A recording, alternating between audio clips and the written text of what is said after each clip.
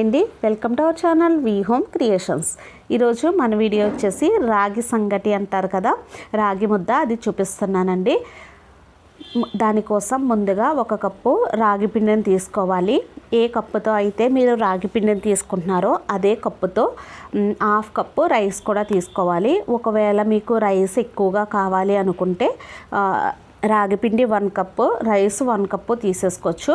నేనైతే నాకు రాగి పిండి ఫ్లేవర్ ఎక్కువగా కావాలి, అందుకని 1/2 కప్పు రైస్ తీసుకుంటున్నాను. అలాగే ఆ రైస్ కూడా నేను రేషన్ బియ్యం తీసుకుంటున్నానండి. మీకు కావాలి అనుకుంటే డైలీ మనం రైస్ అన్నం వండుకుంటాం కదా, అదే రైస్ తీసుకోవచ్చు. చూసారు కదా, నేనైతే రేషన్ బియ్యం తీసుకుంటున్నాను. ఇవి చక్కగా ఒక 2 సార్లు వాష్ చేసేసుకొని నానబెట్టుకోవాలి. ఒక పావు గంట నానితే సరిపోతుంది. పావు గంట పాటుగా ఈ బియ్యాన్ని నానబెట్టుకోవాలి. ఇవి నానబెట్టుకున్న తర్వాత ఈ లోపుగా మనం స్టవ్ ఆన్ చేసుకుని ప్యాన్ పెట్టుకుందాము. మనం తీసుకునే ప్యాన్ కొంచెం మందంగా ఉండాలంటే, ఎందుకంటే ఇది కంపల్సరీ అడుగున అంటుకుంటుంది. మనకి ఎంత మందంగా ఉంటే అంత తక్కువ అంటుకుంటుంది.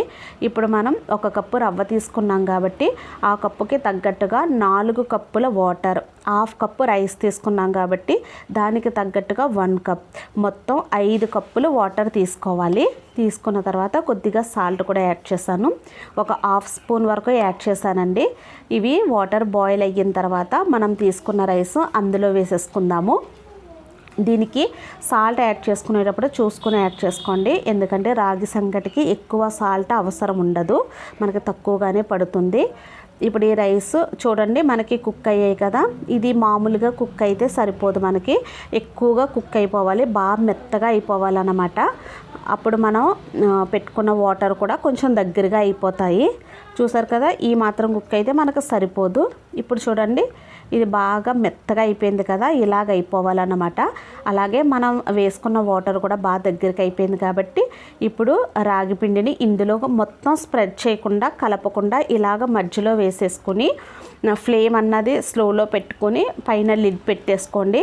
లిడ్ పెట్టుకున్న తర్వాత మధ్యలో పొంగుతూ ఉంటుంది, అందుకు మధ్యలో ఒకసారి చెక్ చేసుకుంటూ ఉండాలి.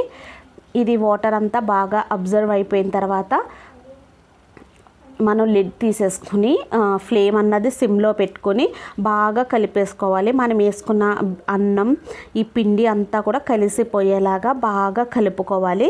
చూసారు కదా, ఈ విధంగా బాగా కలిపేసుకున్న తర్వాత ఇప్పుడు స్టవ్ ఆఫ్ చేసేసుకొని, ఇది చాలా వేడిగా ఉంటుంది కదా, మనం ఉండలు చేయడానికి కాలిపోతుందండి, అందుకనే నేను వేరే ప్లేట్లోకి ట్రాన్స్ఫర్ చేసేసుకుంటున్నాను. ఇలాగ చక్కగా అస్సలు పొడి లేకుండా పిండి ఎక్కడ కూడా చక్కగా కలిపేసుకొని మనం ప్లేట్లోకి తీసేసుకోవాలి. చూసారు కదా, మనకి కళాయికి కూడా ఎక్కువగా అంటుకోలేదు, ఎందుకంటే మనం మందంగా ఉన్నది తీసుకున్నాం కాబట్టి మనకి ఎక్కువగా అంటుకోలేదు. ఇప్పుడు ప్లేట్లోకి తీసుకున్న తర్వాత వాటర్ అద్దుకుంటూ ఇది వేడిగా ఉండగానే చక్కగా మీకు నచ్చిన సైజులో ఉండలన్నవి చేసేసుకోండి. చూసారు కదా, నేను ఒకటి చిన్నది ఒకటి పెద్దది, ఒకవేళ మీకు ఉండలు చేయడానికి ఇబ్బందిగా అనిపిస్తే ఏదైనా కప్పులో వేసి బాగా ప్రెస్ చేసి దాన్ని తీసేసుకుంటే ఆ కప్పు షేప్లో కూడా వస్తుంది. మీరు అలా కూడా ట్రై చేయొచ్చు. ఇలాగ వేడిగా ఉంది, ఉండలు చేయలేకపోతున్నాము అనుకుంటే మీరు ఆ రకంగా కూడా ట్రై చేయండి. నేనైతే మీకు చూపించడం కోసం ఇలాగ 3 షేప్స్లో చేశాను. చూడండి, ఈ విధంగా చేసుకున్న తర్వాత దీన్ని మటన్తో కానీ చికెన్తో కానీ కలిపి తింటే చాలా బాగుంటుంది, అలాగే చాలా హెల్తీ కూడా. మీరు కూడా తప్పకుండా ట్రై చేయండి, మీకు కూడా నచ్చుతుంది. అలాగే ట్రై చేసిన తర్వాత మీ అభిప్రాయాన్ని నాకు తప్పకుండా కామెంట్ సెక్షన్లో తెలియచేయండి. అదేవిధంగా మన ఛానల్ని తప్పకుండా సబ్స్క్రైబ్ చేసుకోండి. మరొక వీడియోతో మళ్ళీ కలుద్దాం.